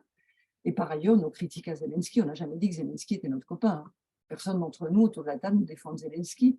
Je pense qu'au moment de la guerre d'Espagne, quand on livrait des armes à la guerre d'Espagne, avec le gouvernement Largo Caballero, ce n'est pas non plus un gouvernement révolutionnaire pour sucre.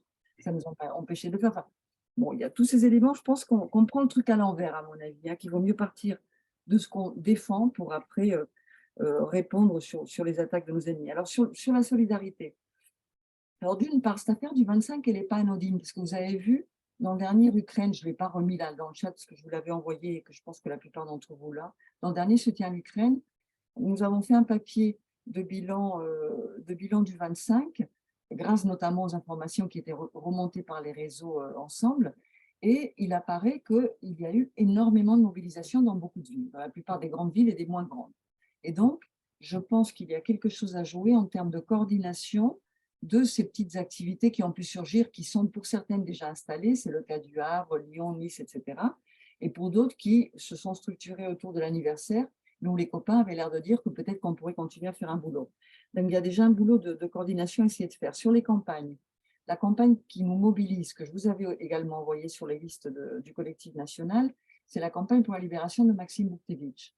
Donc le camarade Anar, des groupes No Borders, qui se retrouvent prisonniers de l'armée russe, qui dans un procès fantoche, je ne développe pas ici, à vos vérités de matériel, s'est pris 13 ans. Cette campagne, en plus, elle est emblématique par rapport à ces arguments-là. C'est-à-dire ce mec qui est militant anarchiste, antimilitariste, qui s'est battu contre le fascisme, contre le racisme en Ukraine, est parti au lendemain du 24 février se battre dans les tranchées. Il tombe, aujourd'hui il se retrouve avec des accusations complètement fantaisistes, hein, jugé dans une pseudo-république à Louhansk, là, par un tribunal monté par les Russes, avec on l'accuse de choses qu'il n'a visiblement pas pu faire parce qu'il n'était pas aux endroits qui sont incriminés, et parce qu'il se trouve aussi avec d'autres gens de l'ex-bâtiment Azov, et sûrement dans des échanges de prisonniers qui dépassent complètement. Mais c'est une bataille, un personnage qui peut être assez emblématique de ce qui se passe en Ukraine. Donc là-dessus, nous essayons de faire une grosse campagne de signature, notamment d'élus parlementaires, mais pas seulement, hein, d'organisations et d'individus. Et par ailleurs, le réseau français, le comité français du Résu, essaye de remettre à jour un petit peu l'argumentaire par rapport à ces questions que nous avons abordées là, les questions de négociation, les questions d'armement, etc., et à continuer à développer le travail d'information. Voilà, très très rapidement ce qui se fait côté solidarité. Donc il y a Bruno, Gilbert, Henri, non, Bruno, Françoise, Gilbert et Henri. Il est 20h24, je donnerai la parole quelques minutes après à Stéphane. On va un peu déborder de 20h30, mais je pense que après on arrêtera. Mais je pense qu'on sera amené à refaire d'autres réunions. Enfin, vous avez bien vu toutes les questions qui ont été mises en avant. Et si on veut aussi parler de solidarité, ce qu'on n'a pas fait suffisamment ce soir, mais bon, on n'a pas le temps de tout faire, je pense qu'il faudra nous renouveler. Bruno. Oui, bonsoir toutes et tous. Quelques remarques sur la discussion.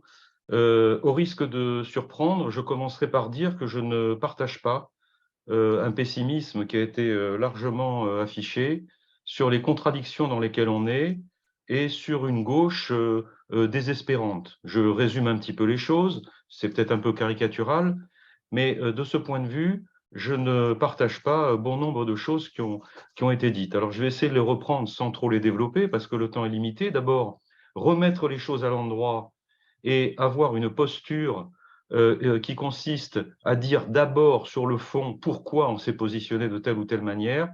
Je ne le reprends pas, je suis en accord total avec ce que vient de dire Mariana. Ensuite, sur les contradictions et cette gauche qui apparaît comme désespérante pour une partie d'entre nous. Le fait de soutenir la résistance armée et en même temps de dire qu'on est contre le réarmement, même s'il n'est pas massif, comme l'a précisé Jean-Paul, moi je considère quand même qu'il est très préoccupant. Ça, excusez-moi, mais cette contradiction-là, je pense qu'on est capable de la surmonter. On a dit et on a écrit qu'on n'était pas pour la militarisation des sociétés et des esprits. Je pense qu'il faut sans doute le redire, c'est vrai, et tenir bon sur le fait que cette orientation-là, et le fait que sur le fond, on est pour un monde sans armes, ça n'est pas contradictoire avec le fait que, dans les circonstances actuelles, on doit aider sans aucune hésitation la résistance armée. Ne prenons pas autour de nous les gens pour des gens simples d'esprit. Cette contradiction, elle est parfaitement compréhensible par beaucoup autour de nous. Pas forcément dans les rangs militants, et je vais y venir, pas forcément dans les rangs militants, parce qu'on a un problème effectivement très grave, et là-dessus je rejoins ce qu'a dit Gilbert beaucoup plus tôt, avec une partie de la gauche. Moi je pense que sur le fond, nous n'avons pas d'option commune avec les courants et les militants, notamment dans la CGT et dans le PC, qui ont une position pro-russe. Nous sommes pour l'émancipation et l'autogestion, pas ces camarades-là. Ces camarades-là nous proposent de réinventer le stalinisme. Et je mets dans le même sac, de ce point de vue, les sectaires du PC et de la CGT, mais aussi les camarades de LO, du POI et du POID. Mais ça, excusez-moi mes camarades, ce n'est qu'une petite partie de la gauche. Il y a une autre partie de la gauche, plus modérée, de laquelle nous parlons très très peu, du côté de LV, du PS ou de la CFDT, dont par ailleurs je pense beaucoup de mal, comme vous toutes et tous. Mais de ce côté-là, vous n'avez pas observé qu'il y a une solidarité beaucoup plus grande vis-à-vis de l'Ukraine, il y a une sensibilité beaucoup plus développée vis-à-vis de l'Ukraine. Vous n'avez pas vu que dans l'opinion publique, eh bien, il y a un soutien à la cause ukrainienne qui est massif et qui est très important. Alors, je pense que ces éléments-là que je viens de mettre en avant, ce sont des points d'appui.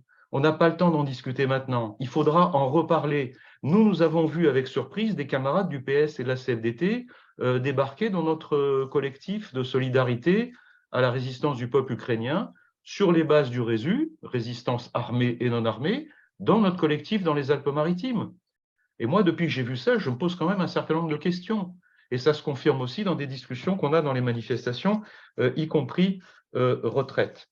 Donc, je crois qu'il n'y a pas de raison de désespérer de ce qui se passe à gauche, y compris sur la base de ce qui a été dit par Stéphane et ce qui a été dit par Henri, c'est-à-dire que dans le rapport de force interne à la gauche, par rapport au mouvement de la paix et aux organisations pacifistes et pro-russes, que je ne mets pas par ailleurs dans le même sac, parce qu'avec les pacifistes, il y a des options de fond qu'on peut partager et il faut discuter pied à pied. Mais de ce point de vue, les choses avancent en notre faveur. En notre faveur, les manifestations qui se sont produites, et Henri l'a dit au moment de l'anniversaire du déclenchement de la guerre, en comparaison avec les initiatives du mouvement de la paix, à Paris et dans d'autres villes, montrent, mes camarades, que nous avons gagné des points, Alors, bien sûr, il y a peut-être des choses qu'il va falloir redire, qu'il va falloir repréciser, il va falloir retaper sur le même clou, avec un certain nombre d'arguments, certainement, mais très franchement,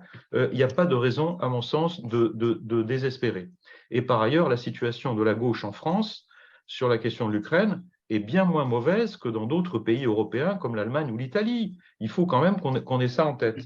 Alors, moi, il y a une chose qui m'a préoccupé ce soir, je vous le dis tout net, c'est une grande absence. Et je souhaiterais que cette grande absence, on y remédie et qu'on la traite lors d'un prochain rendez-vous. On a très peu parlé de la résistance ukrainienne, qui est une résistance qui n'est pas seulement une résistance armée, qui est une résistance civile, populaire, par le bas, largement féminisée, auto-organisée pour une large part, avec une dimension autogestionnaire. Il se passe aussi des choses très surprenantes dans la manière dont est organisée la résistance militaire elle-même, qui n'est pas organisée du tout de manière classique, avec des éléments très étonnants d'intégration de la dimension civile et un fonctionnement beaucoup moins hiérarchique que ce qu'on connaît dans les armées classiques. Excusez-moi, mais ça, je souhaiterais qu'on y revienne parce que ça me paraît tout à fait important et c'est dommage, ça n'a pas été tout à fait abordé. Alors, juste un mot, parce que j'ai déjà été très long, sur les tâches de solidarité. Il me semble quand même qu'il y a un certain nombre de villes où il y a des collectifs d'ensemble qui existent et il n'y a toujours pas de collectif constitué, de collectif de solidarité à la résistance ukrainienne. Dans les villes où ça n'a pas été fait, il me semble qu'il faut le faire très rapidement et que ça devrait être un élément d'orientation pour le mouvement. Et enfin, par rapport à ce qu'a dit Mariana, je voudrais simplement exprimer un souhait, je suppose que ce sera discuté très vite dans le résu. Il va y avoir un moment qui va nous permettre de réexprimer notre point de vue et de le défendre à une échelle plus significative. Ce sont les manifestations du 1er mai qui pourront avoir une coloration particulière en lien avec la mobilisation retraite. Et il me semble qu'il faut proposer que le résu est un matériel très au point pour des diffusions massives dans les futures manifestations du 1er mai. Françoise. Oui, alors je suis complètement d'accord avec tout ce qui a été dit là. Ça va être un peu pointilliste parce que c'est un peu des notes que j'ai prises, puis je ne suis pas capable en ce moment de construire un truc mieux. Et ce qu'il ne faut pas oublier sur l'impérialisme, c'est qu'il y a quelqu'un qui a dit ça, je sais plus. Moi je suis beaucoup Anna Colin Lebedev sur Twitter. Et elle dit des choses très très bien. Sur l'impérialisme, l'impérialisme, c'est une guerre sans fin. Il n'y a pas de limite territoriale à un État impérialiste, pour reprendre ce qui a été dit avant. Et ça, c'est une constante. Ceux qui étaient très clairs sur le risque des Russes en Ukraine, c'était les Syriens. Hein, ils avaient bien compris. Hein. Il faut dire aussi que la Russie, ok, ils ont une très grande population, mais elle n'est pas si grande que ça, en fait. Là aussi, il y a des arguments démographiques qui ont été montrés. D'abord, la population jeune, donc mobilisable, elle n'est pas si grande que ça, même si le territoire est très étendu. Et il n'y a pas une politique militaire non plus. C'est une grosse force militaire, mais elle n'est pas moderne. Et c'est pas une guerre moderne, et ça là-dessus ça joue beaucoup. Par contre, il y a un truc qui me fait peur, c'est que les Russes, sur ce quoi joue Poutine, c'est le ressentiment de la population. Et en France, il y a un peu ce risque-là aussi.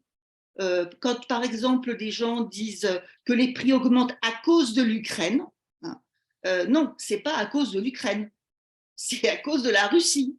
Bon, c'est pas la même chose. Et moi, j'ai peur aussi que le ressentiment en France par rapport à l'inflation, par rapport aux retraites, etc., ça amène un espèce de ressentiment. Et le ressentiment, il profite à l'extrême droite. Il ne profite pas aux forces d'émancipation et de liberté.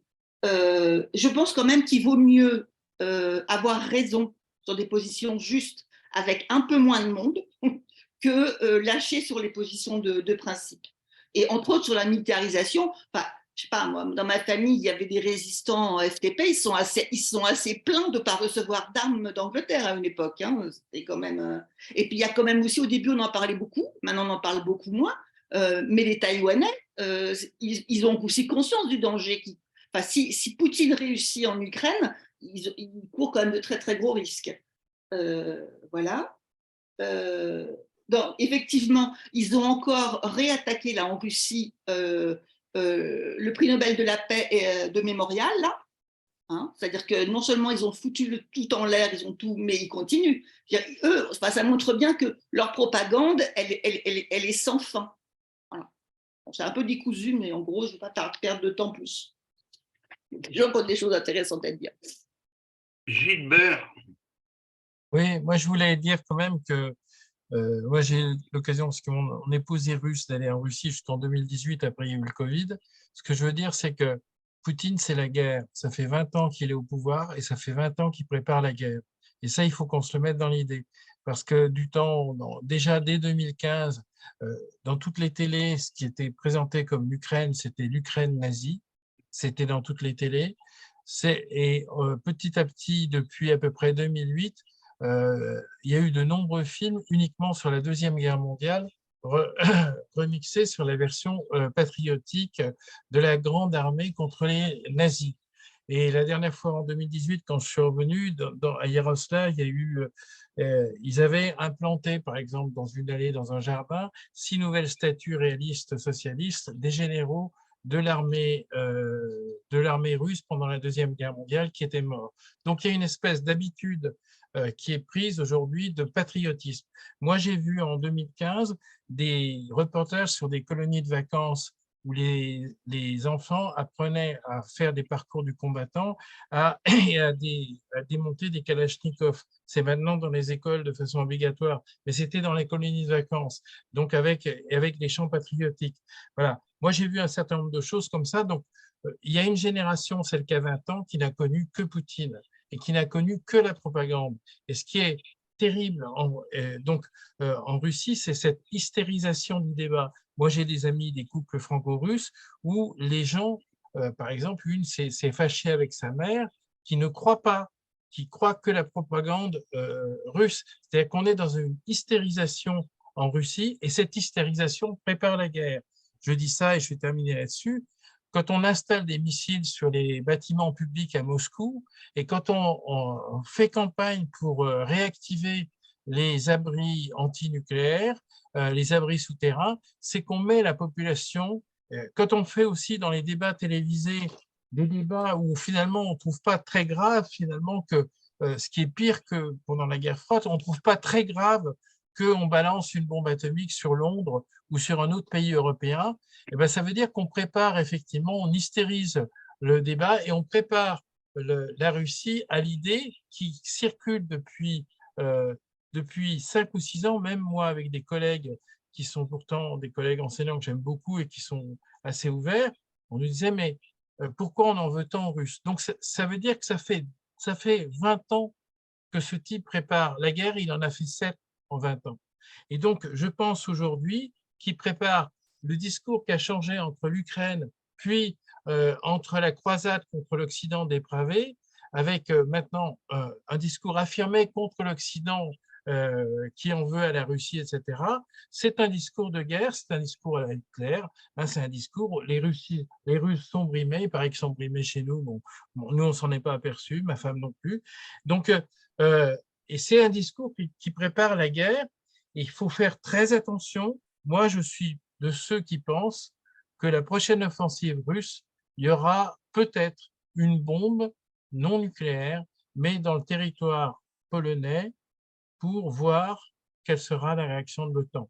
Je pense que ce type est maintenant veut laisser dans l'histoire, comme disait Anna Politkovskaya, c'est un petit fonctionnaire, mais qui veut laisser une trace dans l'histoire, et cette trace dans l'histoire, c'est celui qui aura fait trembler le monde entier. Et la dernière chose, juste un truc, et il faut que nous, on soit très clair, parce que chez les Ukrainiens, il y a quand même tendance aujourd'hui à penser que la langue russe, c'est la langue de l'oppresseur.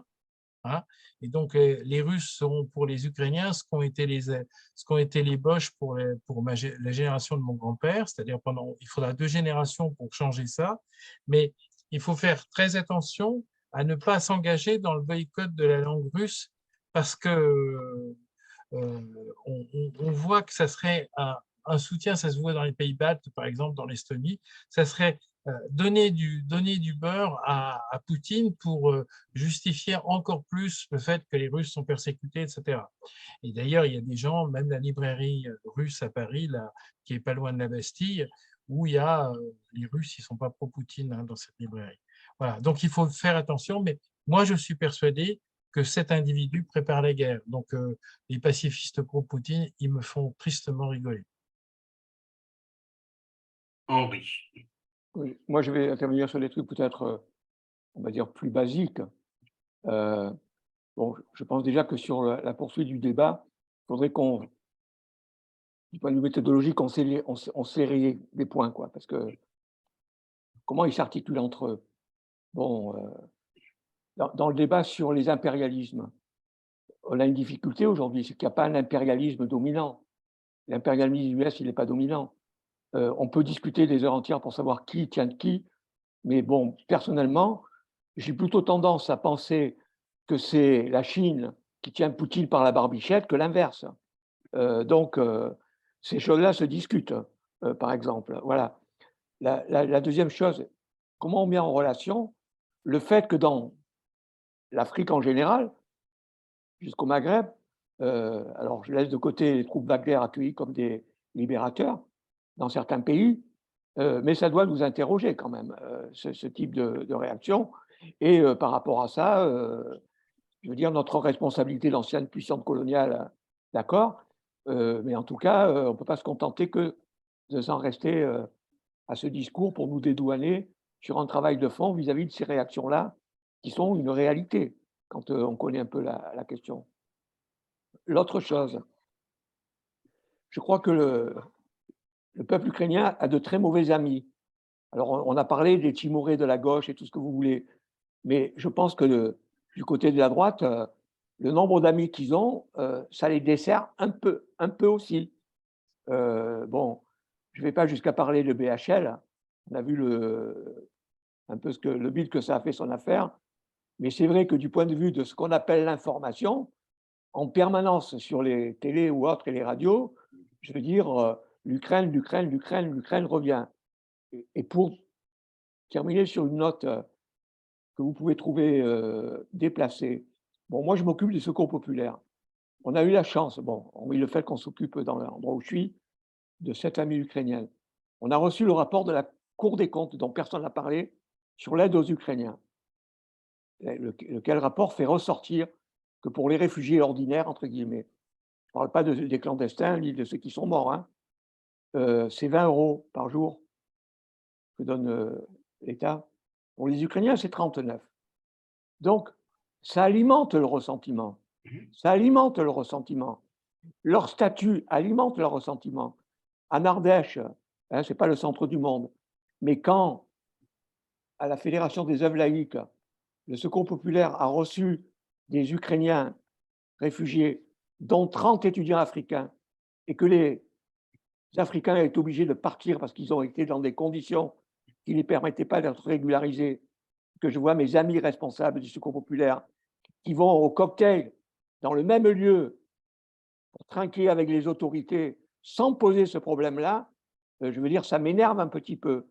Et je ne voudrais pas, et là j'en arrive à la fin pour taquiner Mariana, que les Ukrainiens aujourd'hui se retrouvent dans la situation qui a occulté dans les années 73 les réfugiés chiliens de l'époque, occulté la montée d'un racisme anti-arabe qu'on vivait au jour le jour dans des villes comme Marseille, par exemple. Alors que dans des villes comme Grenoble, où j'ai vécu après, alors là, les Chiliens, etc., etc. Donc, je crois qu'il faut qu'on soit attentif sur beaucoup de choses et pas simplement limiter le truc dans nos débats là, sur les poutiniens, pas poutiniens, la gauche qui trahit pas. Commençons-nous par prendre nos responsabilités, à poser les problèmes correctement et peut-être qu'on avancera. Alors, les amis, il est 20h45. La crainte, lorsque le temps passe, c'est que les amis partent les uns après les autres. Et donc, s'il y a encore une ou deux interventions avant, c'est tout à fait possible de le faire. Et après, je redonnerai la parole à Stéphane pour faire une conclusion provisoire. Donc, s'il y a encore une ou deux, je leur donne la parole. Sinon, je redonne la parole à Stéphane pour essayer de faire une conclusion provisoire. Vous avez bien compris qu'on aura malheureusement, la nécessité de reprendre ces discussions à la fois sur l'analyse et sur le soutien et sur la solidarité encore pendant plusieurs mois et de nombreux mois. Donc, personne ne redemande la parole. Donc, je donne la parole à Armand, voilà. Ah, mais c'est très court. C'est juste pour mettre un sujet, à mon avis, qui est important à l'ordre du jour. C'est dans le cadre de la solidarité, de voir ce qui a été fait du point de vue, non pas institutionnel, général, gouvernement, etc., mais du point de vue des villes, en particulier les villes où il y a, sont majoritaires les écolos, la gauche, etc., parce que je crois que c'est intéressant aussi. si je regarde ce qui a été fait de ce point de vue sur Lyon, ce serait intéressant d'en discuter, quoi. Voilà, c'est tout ce que je veux dire. Bon, alors, je vais te répondre là-dessus quelques instants. J'ai systématiquement collecté toutes les informations qu'on a pu avoir sur les interventions dans les différentes villes, où ensemble est présent. Ça veut dire que dans certaines villes, je n'ai pas eu d'informations. J'avais des renseignements sur environ 25 villes, des grandes et les petites. Ça allait de Paris, Toulouse. Pas non, justement, Toulouse, je n'ai pas d'informations. Mais à Toulouse, en dehors d'un certain camarade, nous n'avons pas d'implantation. Mais il y avait des petites villes. Il y a eu des manifestations ou des interventions. Je m'excuse pour notre ami Jacques, des villes moyennes comme Bourg-en-Bresse, mais ça a eu aussi lieu à la ville comme Douarnenez, qui n'est quand même pas la plus grande. Par contre, dans un certain nombre de grandes villes dans lesquelles Ensemble est présent, je ne sais pas s'il y a un Grenoblois ce soir, nous existons, et il n'y a malheureusement rien eu. Et dans un certain nombre d'autres, si à Bordeaux aussi il y a eu ça, et comme Ensemble malheureusement n'est pas implanté partout, il y a eu aussi des choses faites dans d'autres villes. Ça veut dire qu'il y a eu au moins dans plus de 30 villes des interventions. Et donc l'idée qui a été un tout petit peu mise en avant par Mariana, d'essayer de créer dans un plus grand nombre de villes que ceux qui existent actuellement des collectifs de soutien, dans la mesure où tout le monde a compris que cette guerre, ça va durer. Et donc, le soutien devrait effectivement se développer. Et autre chose quand même, il y a eu toute une série d'interventions faites par Stéphane en particulier dans plusieurs villes. Alors Stéphane, il est à la fois parce qu'il a d'autres activités et qu'il doit de temps en temps aller en Pologne, ne peut pas le faire, mais il y a au moins quelques interventions prévues encore dans les semaines qui viennent. Voilà à peu près ce que je vais essayer de dire sur cette question. Sur ce, je redonne la parole à Stéphane. Oui. Bon, d'abord, un petit point pour ajouter à la question du réarmement et de budget militaire en France. Aujourd'hui, Mediapart publie un article très intéressant sur le fait que l'aide à l'Ukraine de la France militaire, c'est du rikiki. C'est complètement ridicule. L'aide bilatérale à l'Ukraine représente l'équivalent de 0,13% du budget 2022 de l'État français. Et l'État français est, en comparant avec d'autres États, en 16e ou en 20e position, hein, par rapport au PIB, par rapport au budget. Donc, ça aussi, c'est un élément. Maintenant, je vais, par rapport à la question de solidarité, de développement de solidarité, j'ai noté en marge de ce que disait à juste Mariana. Bon, je partage toutes les interventions et questionnements des camarades, suggestions. Par rapport à la suite, donc, il y a eu beaucoup de mobilisations, Henri dans les villes, Henri l'a dit aussi, et par rapport à ce que dit Armand sur la solidarité, développer les solidarités du point de vue des villes, etc. Moi, je propose, il faudrait voir ça vendredi à la réunion du comité français du réseau européen de solidarité avec l'Ukraine.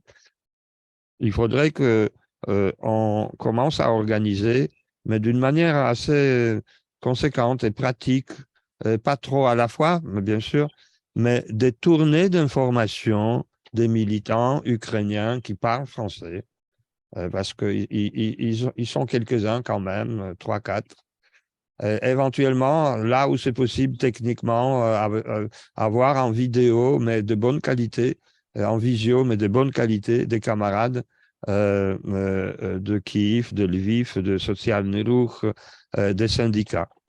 Il y a eu récemment une tournée du dirigeant Yuri Samoilov, du dirigeant du syndicat des mineurs ukrainien de la région de Kryvyi Rih, donc c'est à côté de la centrale de Zaporozhye, c'est au milieu du Dniepr, hein,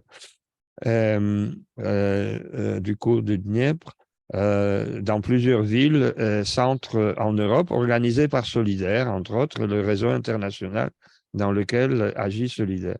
Il faut utiliser ces moyens avec des camarades.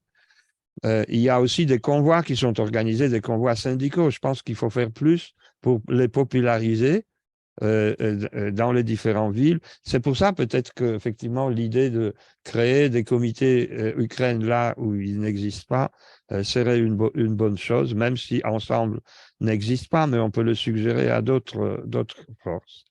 Et finalement, il faudrait voir les possibilités de commencer à organiser des jumelages entre les villes petites et grandes et les villes ou les centres industriels ou d'autres ukrainiens. Ça, c'est très pratique et ça peut effectivement lancer la machine de solidarité avec une ampleur relancée, je veux dire, avec une ampleur beaucoup plus grande. Parce qu'il faut qu'on ait beaucoup plus maintenant de contacts avec des militants ukrainiens et en France et en Ukraine. Ça, c'est la première chose. La deuxième chose, attendez, où est mon point 2? Je commence à me perdre. Ah oui, il est là. Oui, par rapport à ce que disait John sur la qualification du gouvernement de Zelensky, gouvernement nationaliste néolibéral. Oui, c'est un gouvernement néolibéral, mais moi, je ne suis pas d'accord du tout. Je lis ça de temps en temps. Je ne dis pas que je ne veux pas polémiquer avec toi, John, là-dessus, mais je sais que ce que tu penses, mais on soutient ce gouvernement dans la mesure, on ne soutient pas sa politique sociale, mais on soutient le gouvernement ukrainien dans sa lutte pour l'indépendance et la défense de l'Ukraine. C'est un gouvernement et c'est un président, quoi qu'on pense de son néolibéralisme, qu'on combat par ailleurs d'une manière ouverte, et on en a donné des preuves. C'est un gouvernement quand même, un président qui dirige une lutte de tout un peuple, une lutte de libération nationale. Et pourquoi je ne pense pas qu'il faut le qualifier de nationaliste? Ce n'est pas que je pense qu'il soit internationaliste, mais quand on dit nationaliste en Occident, dans la gauche occidentale par rapport à l'Ukraine, ça veut dire extrême droite. Et, un peuple qui lutte pour sa libération nationale, on peut dire qu'il est nationaliste à 100%.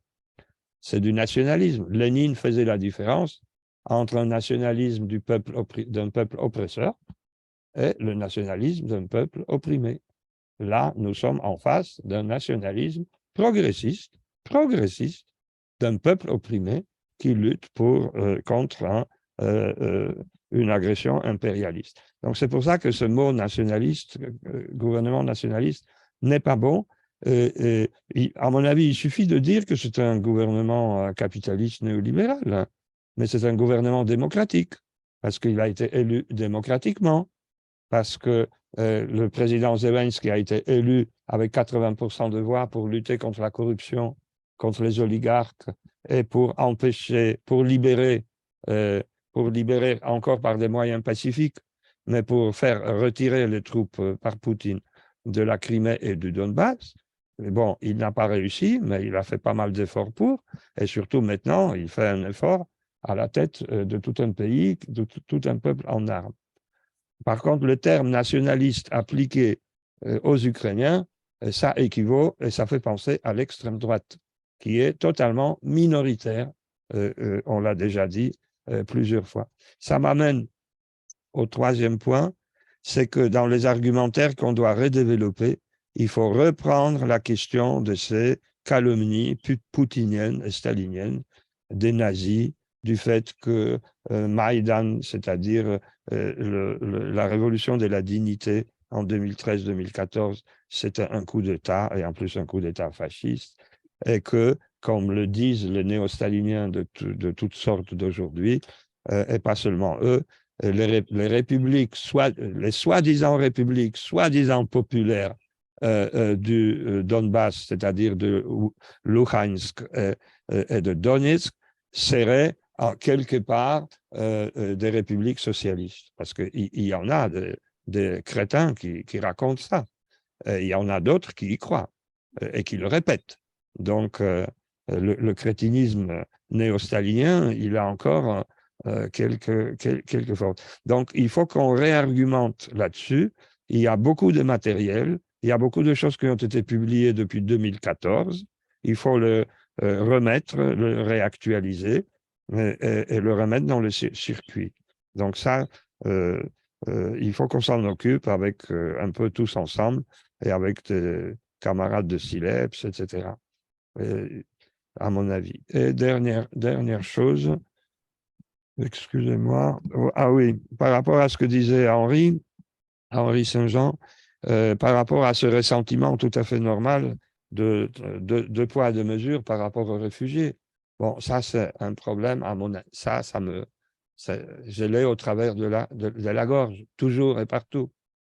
Parce que j'ai vu en Pologne aussi comment, à la frontière, quand il y a eu l'afflux des millions de réfugiés d'Ukraine, les étudiants africains, les doctorants africains, tous ceux qui avaient la peau noire, en tout cas pas blanche, et qui n'étaient pas catholiques ou orthodoxes, c'était une file d'attente. Les gardes frontières polonais avaient l'ordre de faire 2 files d'attente. Donc, il y avait une file d'attente des millions des blancs, des catholiques orthodoxes, et de l'autre côté, quelques dizaines ou centaines de doctorants et des Africains qui étaient mis dans des autobus spéciaux. On les ramenait à la frontière avec l'Allemagne de l'autre côté de la Pologne pour s'en débarrasser au plus vite. Et j'ai des amis, malheureusement, avec qui je me suis disputé beaucoup, parce qu'il y en a en Pologne pas mal de gens qui sont dans le total déni de ce genre de tri raciste. Mais ce même tri raciste est en France. À Calais, les Ukrainiens ont été très bien pour les Ukrainiens, très bien. Ils ont été accueillis avec fanfare, avec logement, avec le maire, le flonflon, l'orchestre, toute l'aide possible et imaginable. Ben, il faut exiger, il faut que la gauche fasse campagne pour exiger, non pas d'être contre les Ukrainiens, les réfugiés, mais d'exiger le même traitement des réfugiés de tous les autres pays, de toutes les autres couleurs et de toutes les autres religions. Voilà, je m'arrête là. Merci. Bon, merci. Et note d'ambiance, par ma fenêtre, je vois quelques jeunes gens qui commencent à continuer à crier et quelques voitures de forces militaires, policières qui commencent à les courir. Donc, je pense que les activités autres ne sont pas terminées. Merci à Stéphane. Excusez-moi. À bientôt. Excuse-moi, Henri, une chose. Je voulais encore dire que j'étais d'accord avec toutes les interventions, mais j'ai apprécié particulièrement tout ce que raconte Gilbert Dumas sur l'ambiance en Russie. Je partage totalement. Pardon. Allez, merci, à bientôt et au revoir. Au revoir à tout le monde. Salut. Salut. Merci à tous. Merci, salut. Merci. Au revoir, à bientôt. Au revoir à tout le monde. Un petit coucou à Stéphane au passage. Merci. Merci d'être venu en Ardèche, reviens. En Ardèche, avec plaisir. Merci, Michel.